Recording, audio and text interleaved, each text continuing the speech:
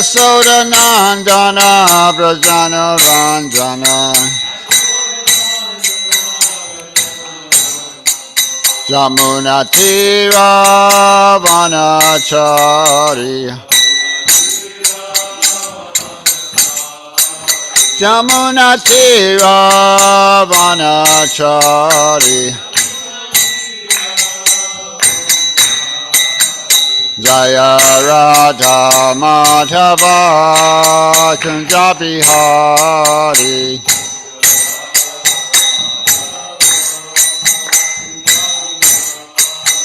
Jaya Radha Madhava Kunja Bihari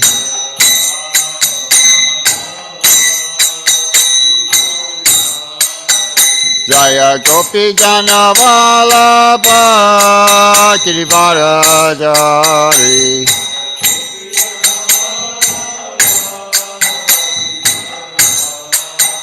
Jaya Gopi Jana Vallabha Girivaradari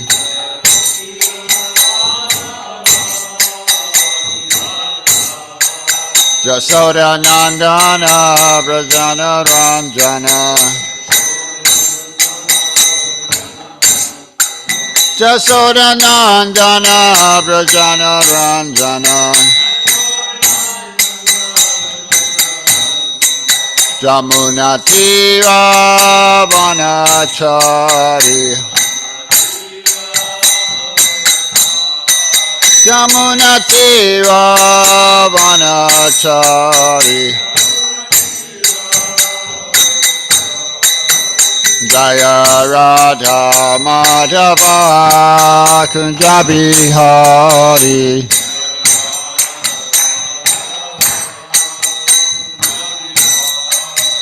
Jaya Radha Madhava Kunja Bihari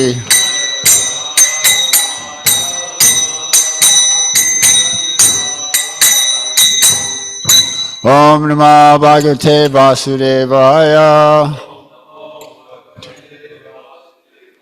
Om Namah Bhagavate Vasudevaya Om Namah Bhagavate Vasudevaya. So we're reading third canto of Srimad Bhagavatam, first chapter, text 10.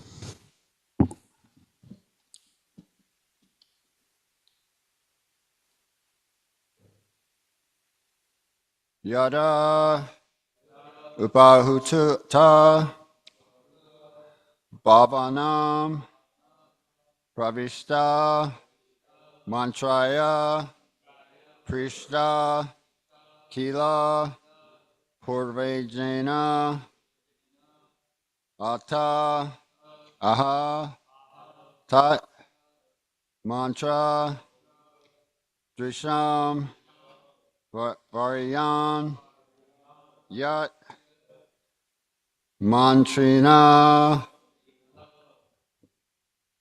vaidurikam vedanti yado pahuto bhavanam prafishito mantraya prishta kila purvajena ata ahatan mantra drisham variyan yan matrino vaidurikam vedanti yado pahuto bhavanam pravishto mantraya prishta kila purvajena atahatan mantra drishtam variyan yan mantrino vairikam vedanti yado pahuto bhavan pravishto Mantraya Prishta Kila Purvajena. Atahatan Mantra Drishyam Varyan. Yan Mantrino Vairikyam Vedanti. Yado Bhuto Bhavanam Pravishto Yado Pahuto Bhavanam Pravishto. Mantraya Prishta Kila Purvajena Mantraya Prishta Kila Purvajena. Atatan Mantra Disham Atatan Mantra Disham Variyam Atahatan Mantra Drishyam Varyan. Yan Mantrino Vaidurikam Vadanti Yan Mantrino Vaidurya Vedanti. Yado pahuto bhavanang pravishto Yada Pahuto Bhavanam Pravishto. mantraya prishta kila purvajena Mantraya Prishta Kila Purvajena. atahatan mantra jishangvariyan Atahatan Mantra Drishyam Varyan. yan manchino vaidurikang vadanti Yan Mantrino Vaidurkyam Vedanti. Yado Bahuto Bhagavan Pravishto Yado Pahuto Bhavanam Pravishto. Mantraya Prishta Kila Purvajena Mantraya Prishta Kila Purvajena. Tahatan Mantra Trishtam Variyan Atahatan Mantra Drishyam Varyan. Yan Manchino Vaiduriktam Vadanti Yan Mantrino Vaduryakam Vedanti. Yado Pahuto Bhavanam Pravishto Yado Bahuto Bhavanam Pravishto. Mantraya Prishta Kila Purvajena Mantraya Prishta Kila Purvajena. Atahatan Mantra Drishambariyan Atatatan Mantra Drishambariyan. Yan Mantrino Vaidurikam Vadanti Yan Mantrino Vaduryakam Vedanti. Yado Pahuto Bhavanam Pravishto Yado Bahuto Bhavanam Pravishto. Manchaya Prishta Kila Purvajena Mantraya Prishta Kila Purvajena. Atahatan Mantra Drisham Varyan Atahatan Mantra Drishyam Varyan. Yan Mantrino Vadurikam Vadanti Yan Mantrino Vaduryakam Vedanti.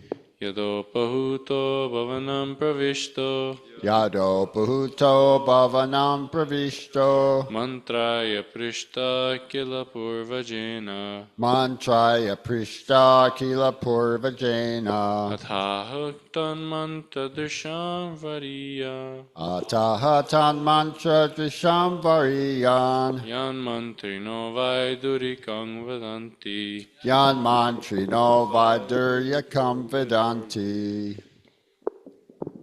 Yado Bahuto Bhavanam Pravishto Yado Bahuto Bhavanam Pravishto. Mantraya Prishta Kila Purvajena Mantraya Prishta Kila Purvajena. Atahatan Mantra Trishang Variyan Atahatan Mantra Drisham Variyan. Yan Mantrino Vaidurikang Varinti Yan Mantrino Vaduryakam Vedanti. Yado Pahuto Bhavanam Pravishto Yada Bhuto Bhavanam Pravishto. Mantraya Prishta Kila Purvajena Mantraya Prishta Kila Purvajena. Atahatan Mantra Drisham Variyan Atahatan Mantra Drisham Varyan. Yan Mantrino Vaidurikam Vadanti Yan Mantrino Vaduryakam Vedanti.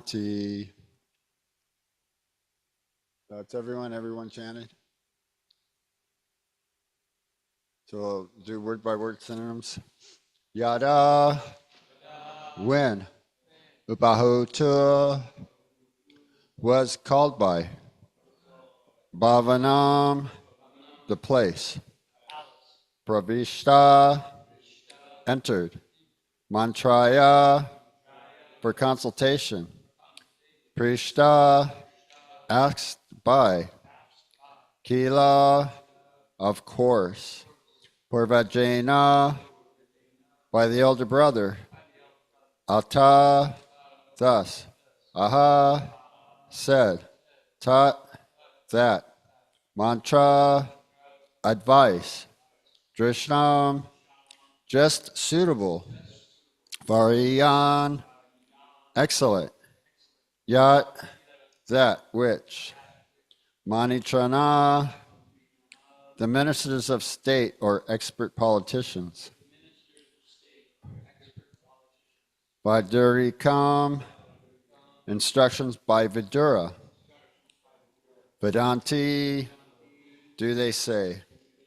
Translation and purport by His Divine Grace A.C. Bhaktivedanta Swami Srila Prabhupada.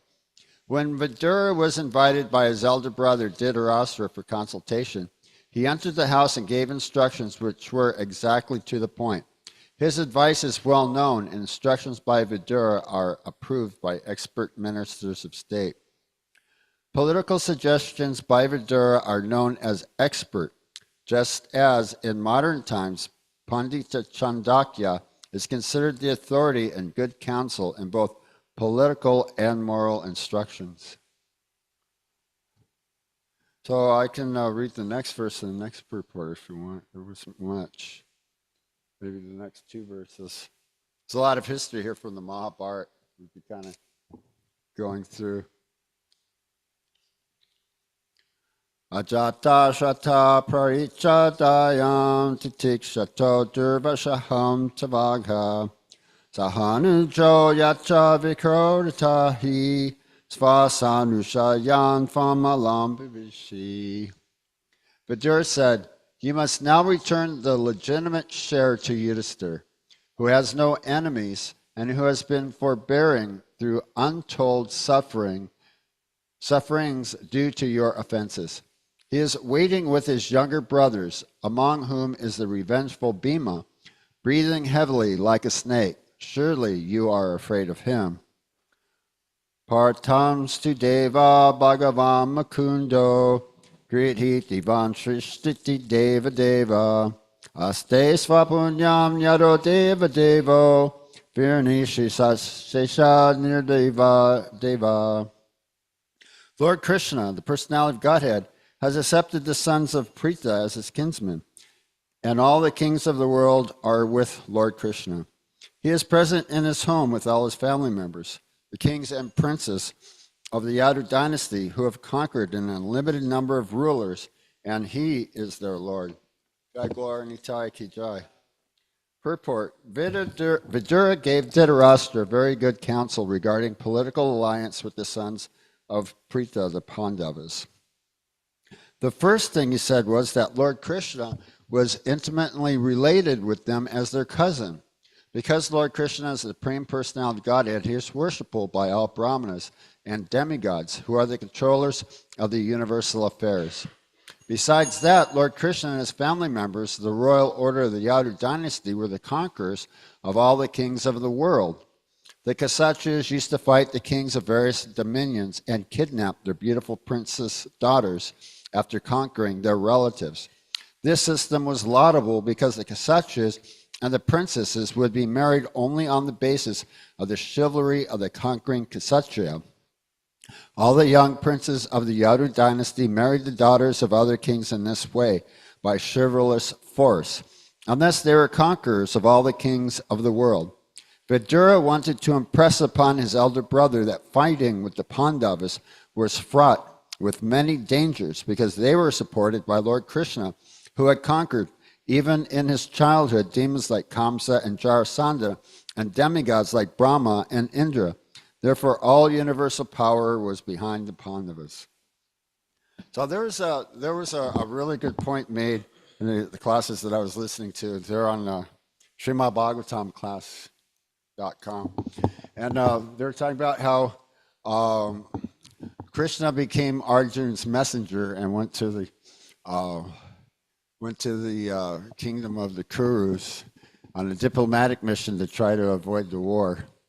But so the Kurus, they were thinking that Krishna is the source of the Pandavas' power, right? And if they were to capture Krishna, then the Pandavas would be powerless. So this was their plan. So when Krishna came to deliver the message, they tried to capture Krishna, and he exhibited his universal form. And so there's just at that point is that Dhritarashtra was blind since birth, and he's also spiritually blind. But they knew that Krishna was the Supreme Person of Godhead, and Dhritarashtra had a desire to see Krishna's universal form. So Krishna gave Dhritarashtra the ability to see just for that moment, just to see the universal form, and then he became blind again. So these are some really good details. You know, and when I first started reading Srimad Bhagavatam, our Sankirtan director at the time in Istanbul, he was saying, yeah, this is really pretty neat.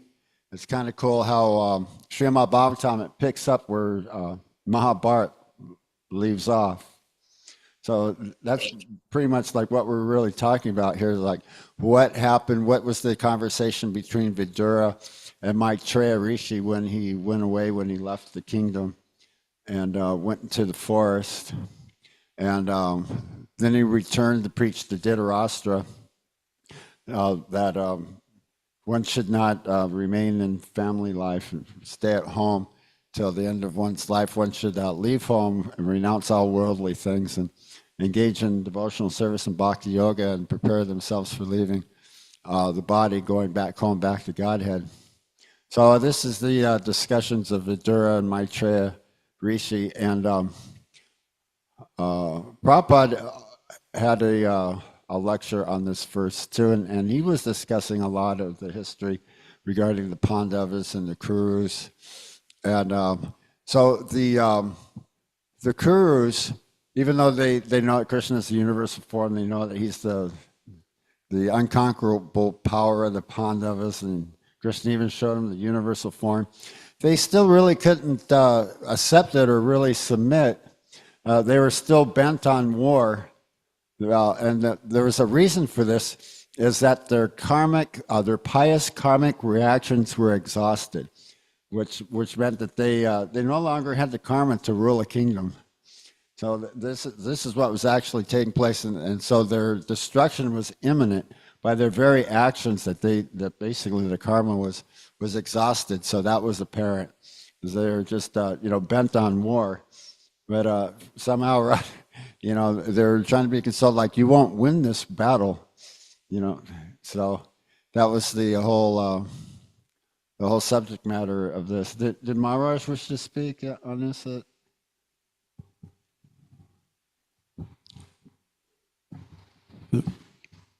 Lord Krishna was related to the Pandavas and also to the Kurus in general through Kunti, because Kunti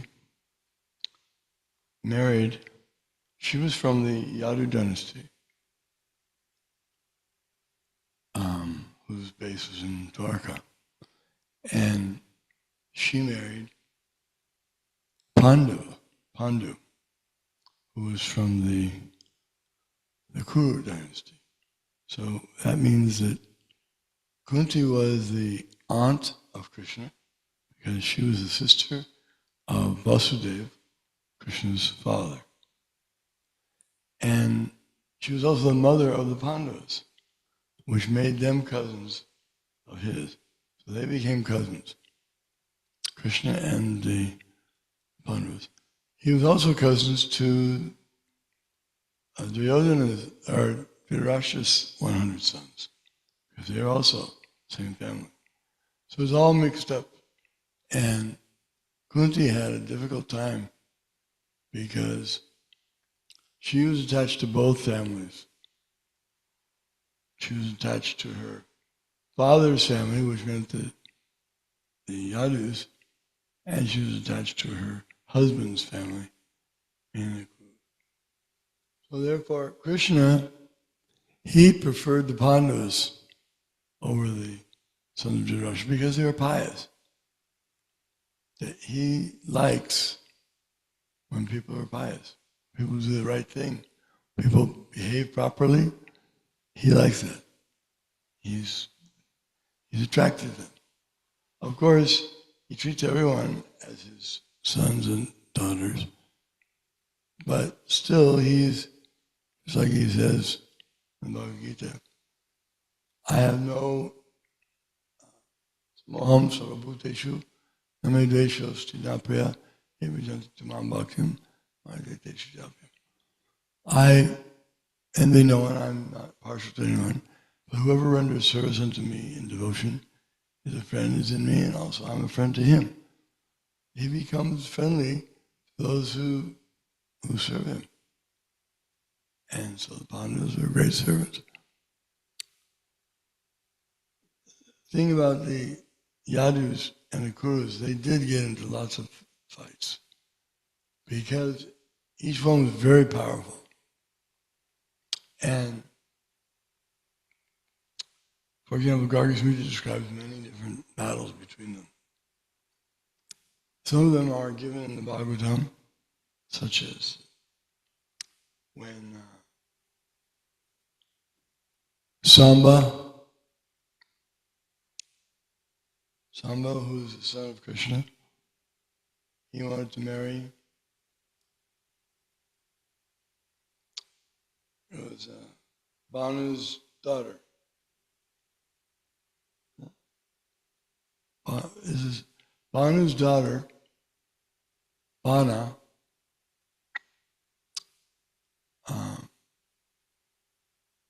Banasura. Well, let's see. Yeah, there are many battles between them based on marriages often. For example, Krishna stole. No, this one between Bana, and the, not sure, the connection. Aniruddha, yeah, but one time, one of the members of the Yadu dynasty wanted to marry Duryodhana's daughter. Duryodhana had a daughter named Lakshmana, very qualified, and she was having her Swayamvara, she was choosing her own husband, but he just came and kidnapped her. And then he went away, took her. And the Kurus were so angry. How could he do this to us? He's insulted us. She didn't get a chance to choose who she wanted to choose. He just took her. So they all went after her.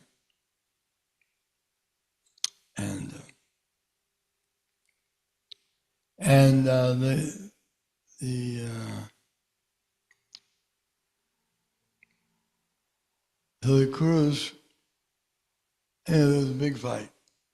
And oftentimes these weddings were like that. Because Kshatriya, he had to show, that's there's 10 types of marriages in the Vedic. And one of them is the Rakshasa marriage, which means you kidnap them. There's other more appreciated ones where the parents select but this is one where the kidnapping. So during the time when the Pandavas were exiled from their position, they were kings, but the Kurus themselves, they exiled them. They kicked them out of their kingdom for 13 years. During that 13-year exile period, Lord Krishna decided that Ugrasena, should become the emperor of the world. Because formerly, for that, Yudhisthira had performed the Rajasuya sacrifice, which is the king of all sacrifices. And anyone who performs the Rajasuya sacrifice becomes the emperor of the world. So he became the emperor of the world. But then he was removed through the cheating of the dice match. So he lost his position. But Krishna didn't want that the Kurus should think themselves the leaders of the world. So he had Ugrasena perform the Rajasuya sacrifice. And it was a great success. They all came. And one time, when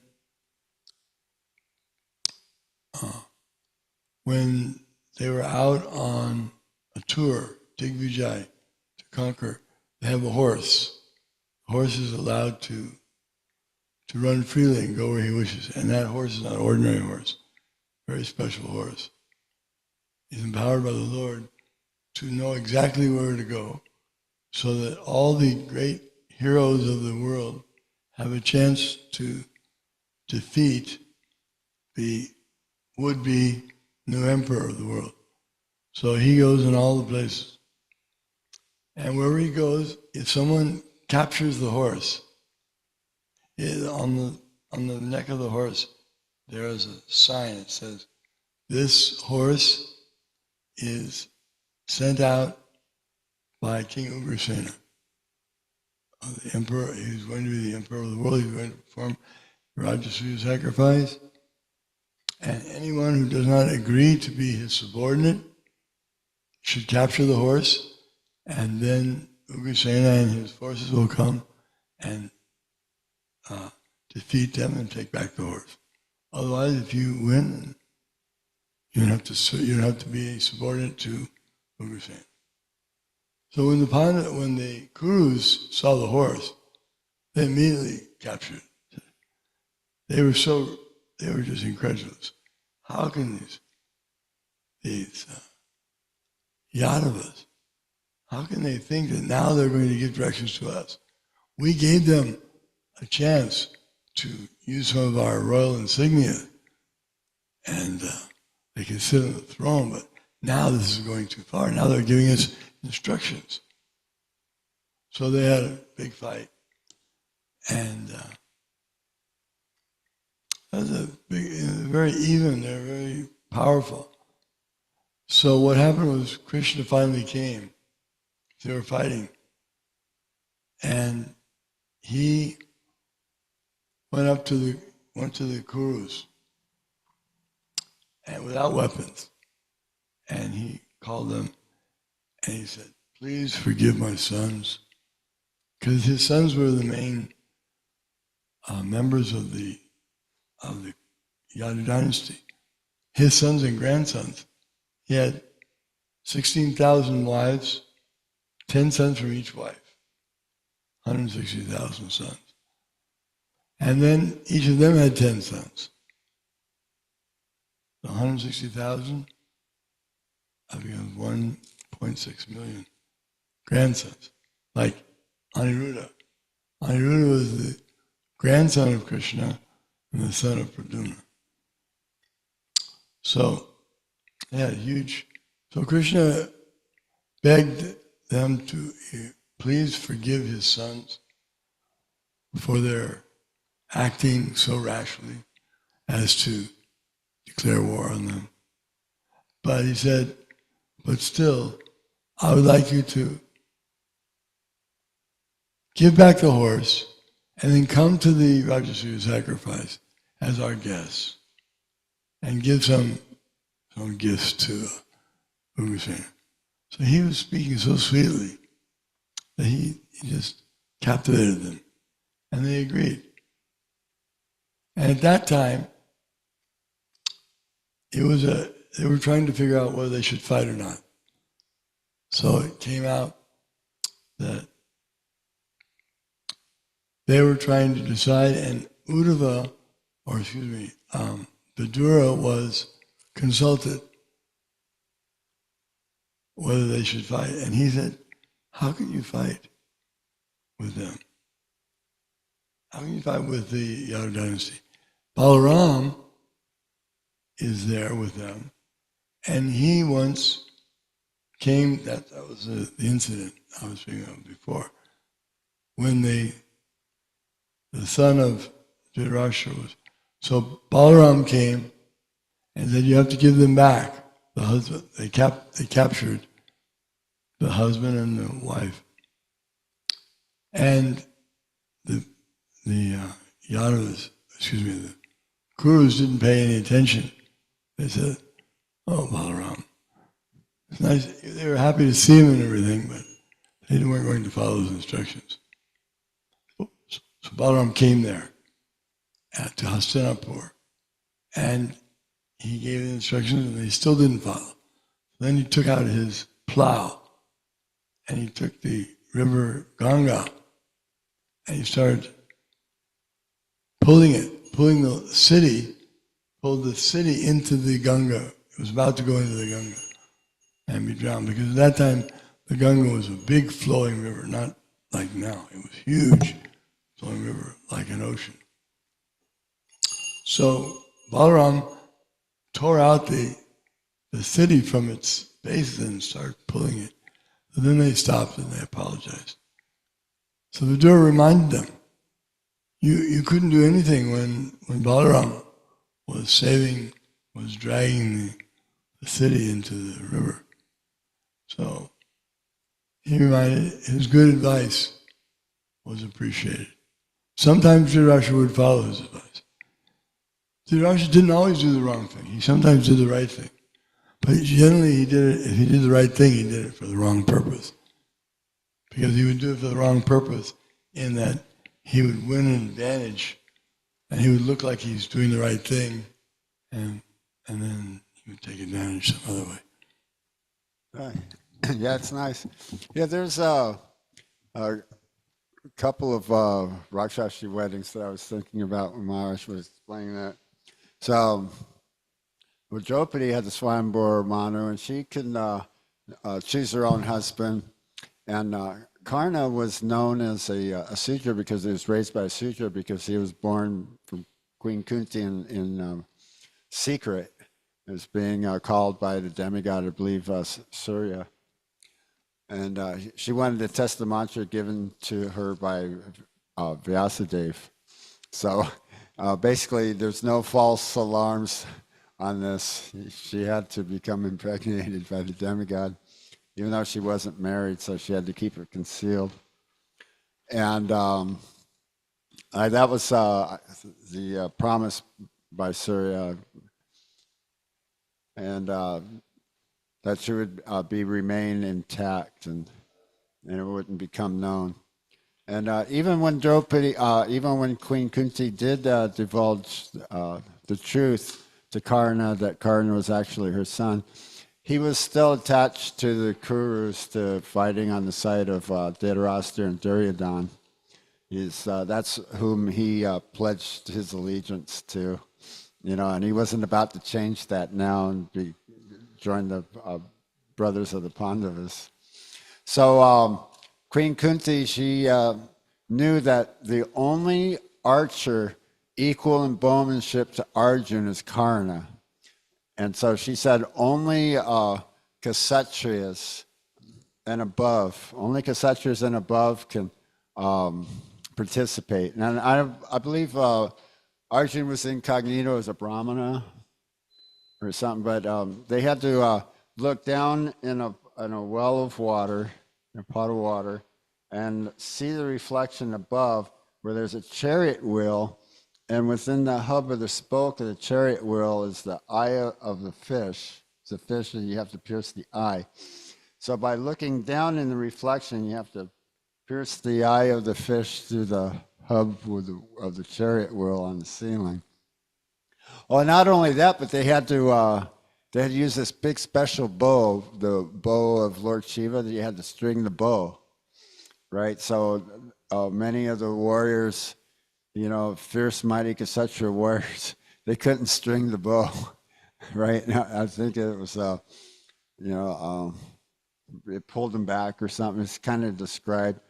So in that way, Draupadi, she did choose Arjun as her husband. Arjun was the only one who was able to shoot the arrow at the target. And Karna always held a grudge against Arjun because of this. And then Rukmini was arranged to marry, let's see, by her brother Rukmi, was arranged to marry, who's it, Shishupal? Shishupal, yeah. And she didn't want to marry Shishupal. She had her heart bent on marrying Krishna.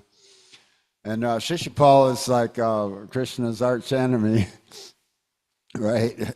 And so she wrote a letter to Krishna stating that, her heart was bent on marrying Krishna, and please come and kidnap me so I don't have to marry Shishupal.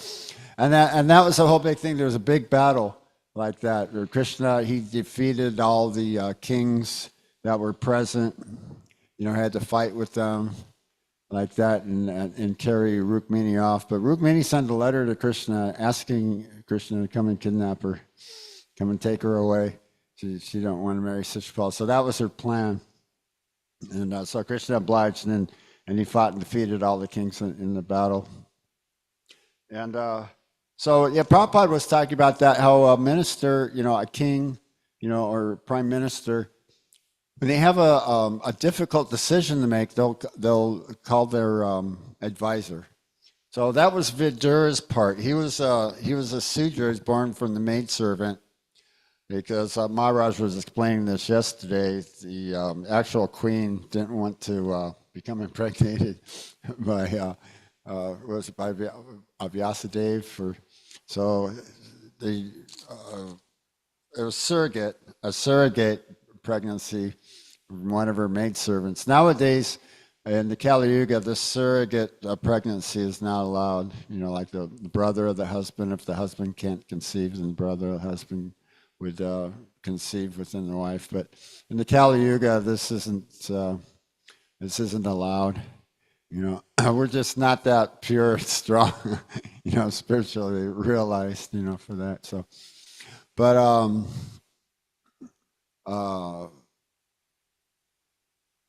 Vidura, he was Yamaraj. He was cursed to take birth as a Sudra.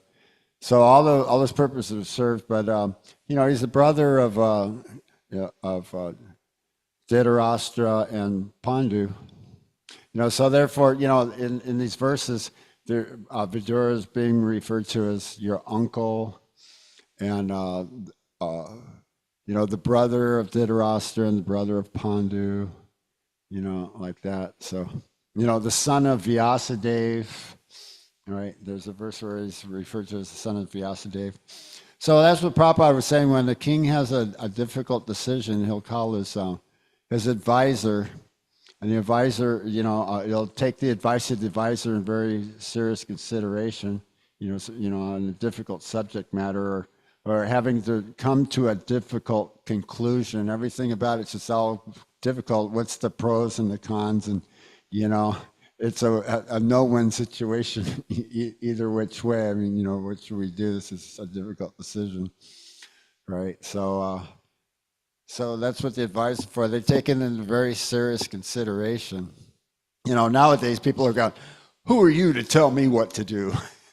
I mean?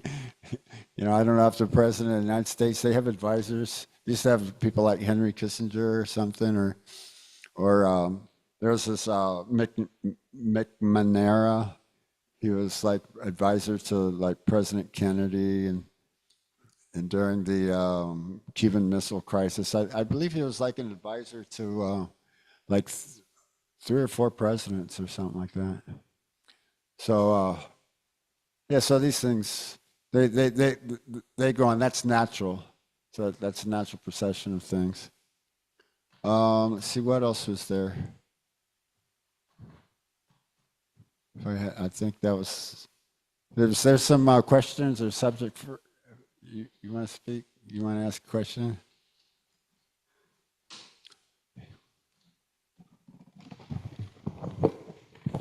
Can I make a comment, Prabhu? Sure.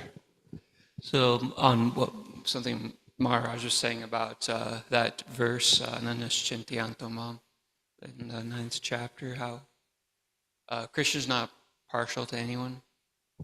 He's equal to all.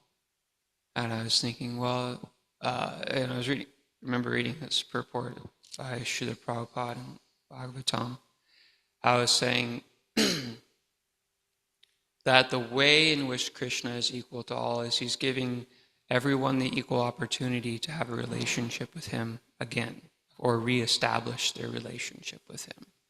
And he's giving them that ability. So it might seem like he's more favorable to devotees, but it's because those devotees have, or those jivas have decided to reestablish the relationship. So he's able to reciprocate. And so I really like that point. It was a pretty long purport in I think the 5th canto that describes this fact. And Right. It really enlightened me to the deeper meaning of that verse. Yeah. There's like a verse like there's 4 pious persons that surrender to Krishna, the distress, the desire of wealth, those who are seeking knowledge of the absolute truth. And let's see, what's the 4th one? Because that was only just 3. What is it? Inquisitive, yeah. Inquisitive. So then, is there a verse where it states there's like impious persons who don't surrender to Krishna? Well, that's the next verse. Or was that the Diskritina Mamudha? Or those who are lowest born, dog eaters, family of dog eaters, or Diskritina Mamudha? Fools deride me when I send in the human form. Or, yeah. Mamudha, yeah. Abhijananti Mamudha. But we kind of see Bhagavad Gita gives verses, the demoniac society. Their society is, in fact, this is the global situation, is a society lost to itself. This is a product of ignorance.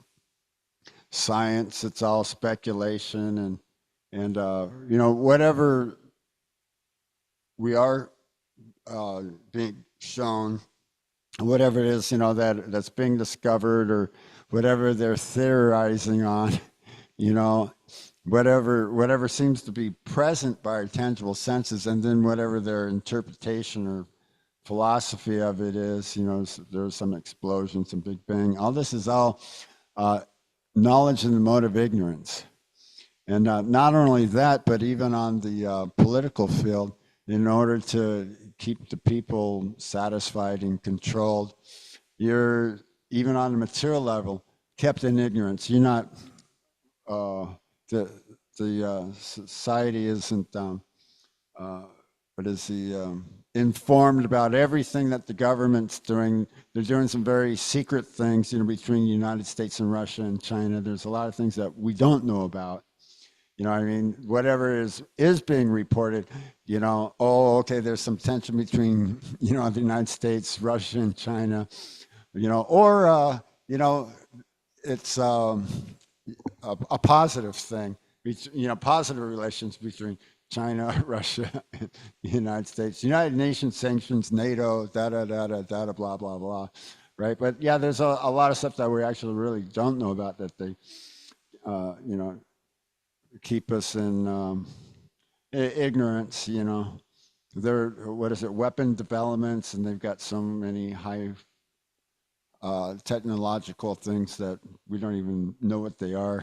They haven't told, oh yeah, in fact, the chemtrails, we're, everybody around us will really ridicule us if we're standing there watching the chemtrails, watching the plane, watching them do that, right? You're actually ridiculed. Something that's supposed to be there, it's in the background, you're not supposed to notice, don't look at it. There's nothing up there anyways, nothing's going on, nothing to talk about, right? So, we're trained, they got us trained, what I mean? and we're enforcing it upon, each other. So this is society, it's in ignorance. So it's a whole world. They don't know anything about Krishna Loka, or they don't know about heavenly planets, that standards are different, that Brahma rides a swan. And I believe it's Mars, the deity of Mars, he rides a sparrow.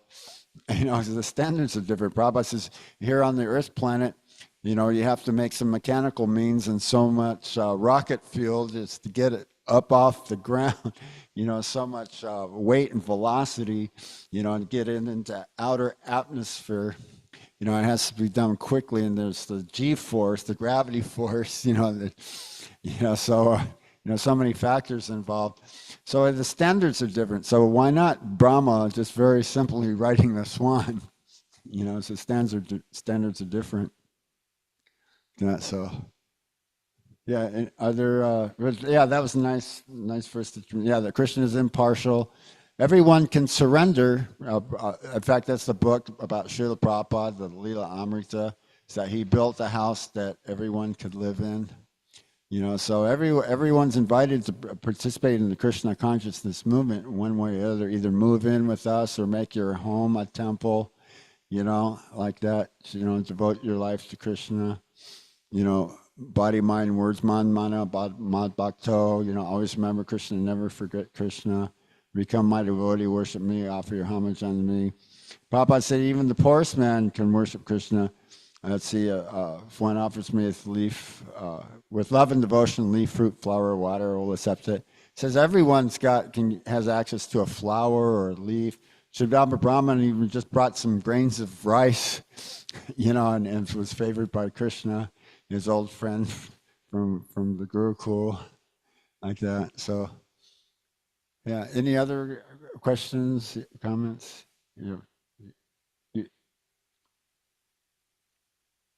I pretty much, I'm sorry. Hare Krishna. I pretty much, caught most everything that you said, but I just had a question. Something you were saying about a sparrow or something like that. Oh yeah, Mars, the deity of Mars. I believe it's Mars, either Mars or Saturn. He rides a sparrow. Where is that from? It's in the Vedas. You probably look it up. You can see the image or the picture of it. Oh, okay. Yeah. I heard that. Thank you. Yeah, you're welcome. Right. Srimad Bhagavatam class ki jai.